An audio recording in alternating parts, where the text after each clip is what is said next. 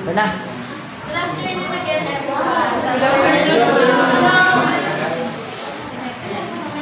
yung assignment ninyo, yung activities ninyo, please pass it in the center of eye and give it to the in front of you.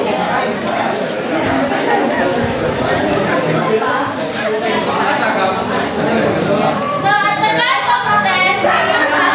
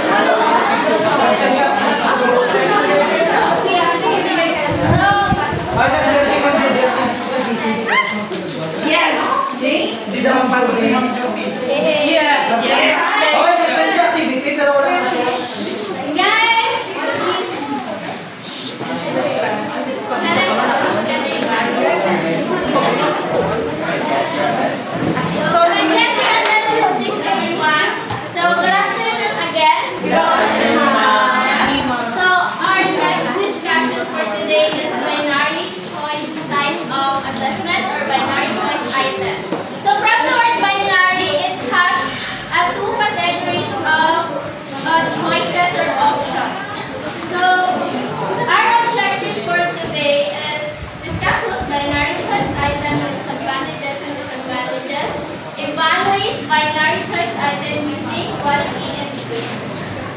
So, before, kasi, napanood niyo naman lahat yung video, everyone.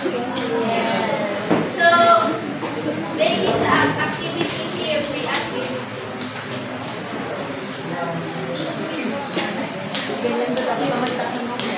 So, based on the activity and the slide, let's read the direction muna, guys. So, using are good, true, false items, and B next to items you feel are poor. So, put the G or T and the what dito yung sa slide or the black one before the item. So, let's answer what is the correct answer here. So, number 1, high IQ children always get high grades. So, it is good or bad? Poor. Poor. B. So, sino nagsabi ng poor? Please raise your hand. Si Jen. Poor? Poor. Okay, can you please stand up? Wait. Bakit mo nasabi na poor ang item, Mr. Ken? Can you please stand up? No, you raise your hand and say it as your poor.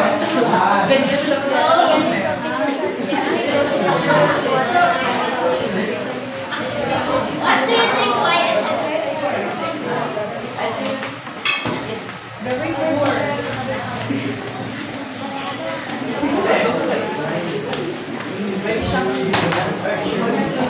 So poor or good? Good. Good? So here, may nagsabi nila dito. Poor.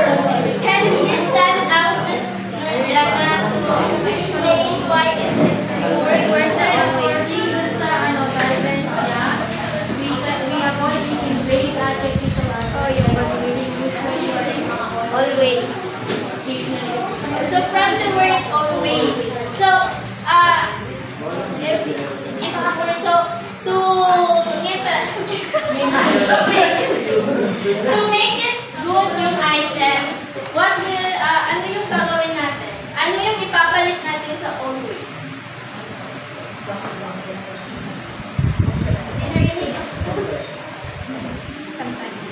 Kasi yung always is the absolute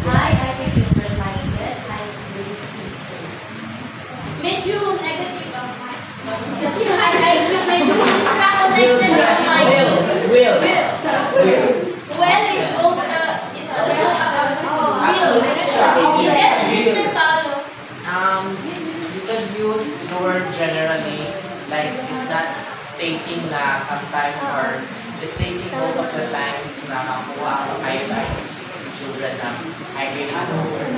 So we can use our Generally. high IQ children generally. So generally, medyo Does high IQ children get high grades in school? Gawin na siya. it's a question, but if we make a binary choice item, ang question yung one natin is dapat nasa statement or declarative sentence. So hindi pwede tayo mag-question. Yun na yun. So high IQ children get high grades in school. So that's statement ka. So pwede rin yung ganon. Pero in the book of Macmillan, we can use the word that high IQ children tend to get high scores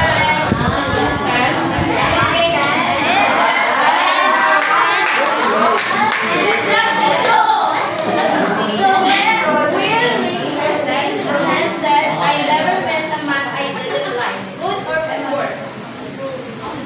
Ano? Good or poor? Mr. Saril, why you say it is poor? Poor siya kayo. Hindi siya kasi like a declarative statement na sinasabi ko sila na katulad ko number 1, high IQ children, then kung malaman mo talaga na declarative, information declarative. So if kung hindi siya declarative, bakit may solution? Well, Ruger said, I never met a man I didn't like. So yung quote niya, anong ginamit ng quote? Give praise niya ba yan? Or yung quote?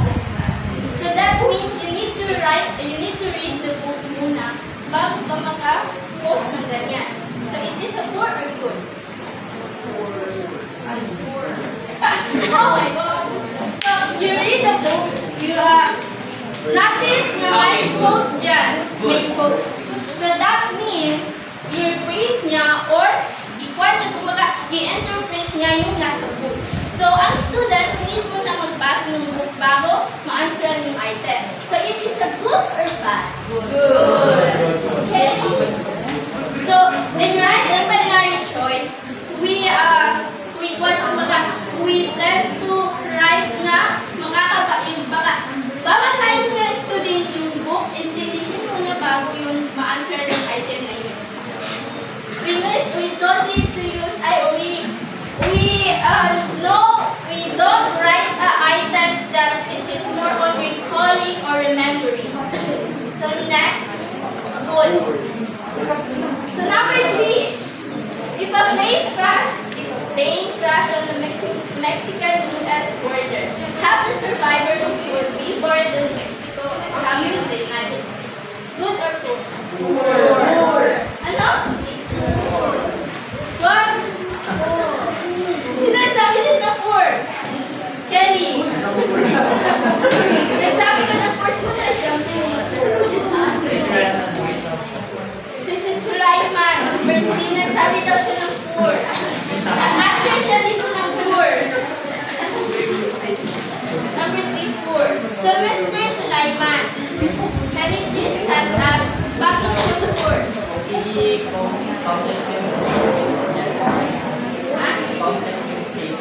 Complex? Bakit siya complex?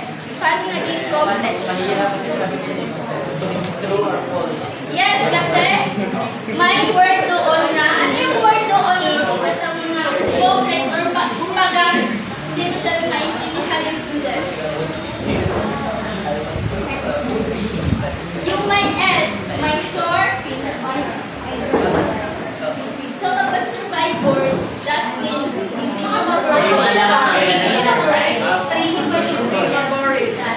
so pag siya poor siya kasi may tricky question yung number 3. So that's right. So when we write binary choice item, we avoid writing tricky question kasi hindi siya false or hindi siya absolute. Kumbaga, it depends on the understanding ng students. Baka maiba yung interpretation ng students doon sa item. Okay, i-clear lang natin yan ha. So it's not a good item because it's tricky. like, hindi mo naman na iisipin pa yung word na survivor dyan. You will just focus on the whole statement.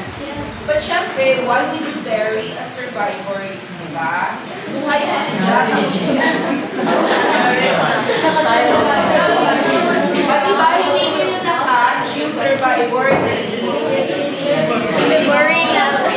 So, ang teacher, meron siya plano na i-treat ang mga estudyante. Parang ang tinitest ng teacher, yung ability ng students na makag-detect na one word. So, trick, it shouldn't be. Kaya, it's 4 item. Pati yung mga yung spelling, ano ba naman yun? Sa science, sa spelling ang tinitest.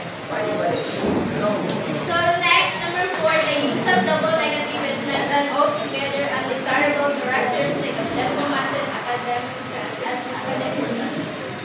Ano, poor or good? Meron dyan word na makikita niyo para maging sinasabi poor. Escalante. Bakit siya poor? Kasi very tricky yung double negatives. Meron pa dyan. Tsaka very wordy. Very wordy. Ano yung word na makuha mo? Similar siya sa multiple choice item. Meron dyan word. Similar. Negative Yes. The word not. Yes. Meron din isa. Na absolute or generally medyo pa siya. Yes, that's right. So this question is 4. So pwede natin siya gawin the use of the, kasi medyo opinionated din siya kung i-list lang natin yung not and altogether. When writing binary choice, dapat hindi siya opinionated, kumbaga dapat pa. Kumbaga according to diplomatic organization, the use of double negative is undesirable or desirable characteristic of diplomats and academicians. I-list din natin yung an. Kasi magiging tuloy siya para sa answer. Para siya, kumbaga sa mga students na medyo okay yung kanila thinking process nila kapag may an or not, false na yan, false na yan. So, next. So, bakit 4 ang 5? Prayer should not be allowed. Yes. So, not, may word na not. Kung i-alis natin yung not, prayer should be outlawed in school. Mali pa rin siya. Bakit siya mali? Negative. Prayer should be outlawed in school kung i-alis pa rin natin yung not. Opinionated pa rin siya.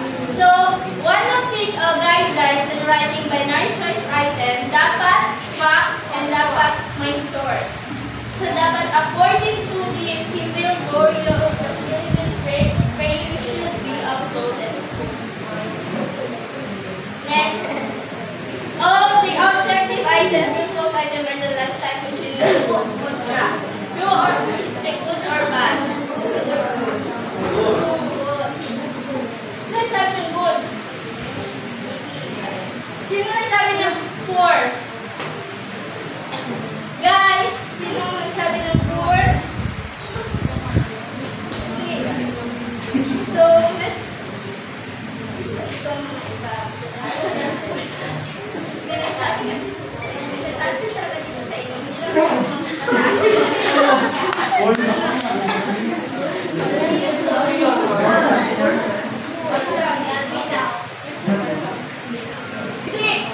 bakit Mr. Paulo sabi mo na good? Bakit mo isabi na good? Ang number 6. Bakit mo isabi na good? Kay good man dito. Because sa report mo, tama. Of the two. Ikaw justify mo yung good. Bakit good? Kasi dun sa report mo, naka-indicate na dapat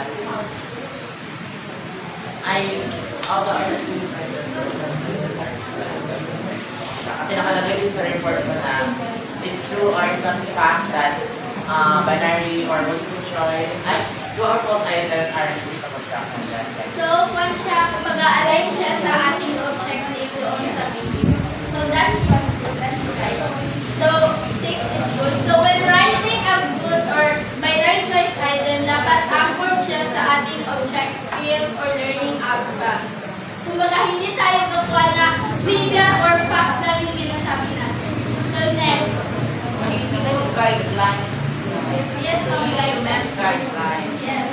So, nag-follow siya sa guidelines. That's why it's a good item. The others, letter 4, meron silang pinalilate na guidelines.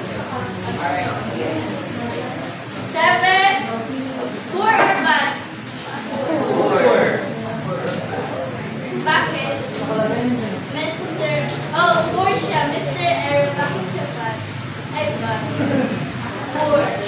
Asiyanin siya. Mayroon pa dyan, may word na and. And, so that means may word na and. Based on the guidelines, dapat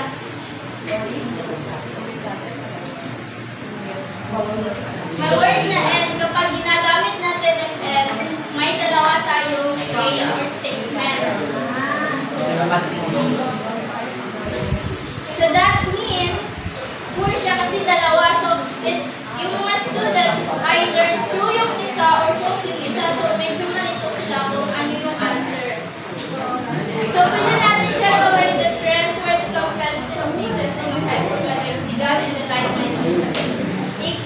Kumbaga, when writing a binary choice, dapat isa lang na factor claim ang ginasulat natin. So, that's it. So, kumbaga, when writing a binary choice, dapat we avoid using not, always, kumbaga yung adverbs, yung adverbs and other verbs na give clue sa ating mga students. So, a question. Kailan mas nagiging effective gamitin ang binary choice item sa multiple choice? Kailan mas nagiging what?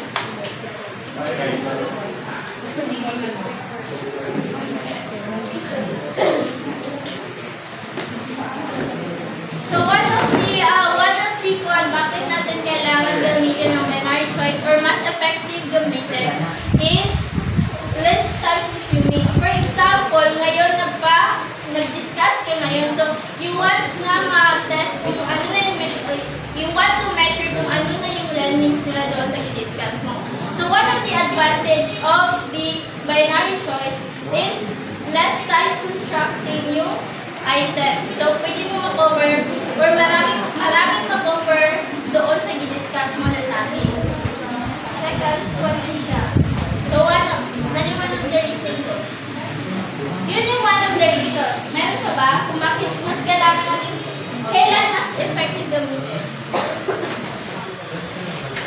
Sige, yun na lang guys. So, second, wala na. So, pwede natin, kumbaga kasi 50% ang binary choice type of assessment. So, yung mga suggestion ko lang kung paano natin ma-minimize yung effective guessing is we can equalize the advantages or yung mga advantages ng mga test wiseness is pwede natin i-instruct muna bago mag-exam. For example, i-instruct natin sa mga students kung may nahihirapan kayong item dyan, pwede nyo munang basahin lahat yung items. Then, balikan nyo yung mas nahihirapan kayo. Pwede natin yung instruct. Second suggestion is you can encourage guessing kasi para mas ma-alter or mas ma-equalize natin yung guessing random factor na items.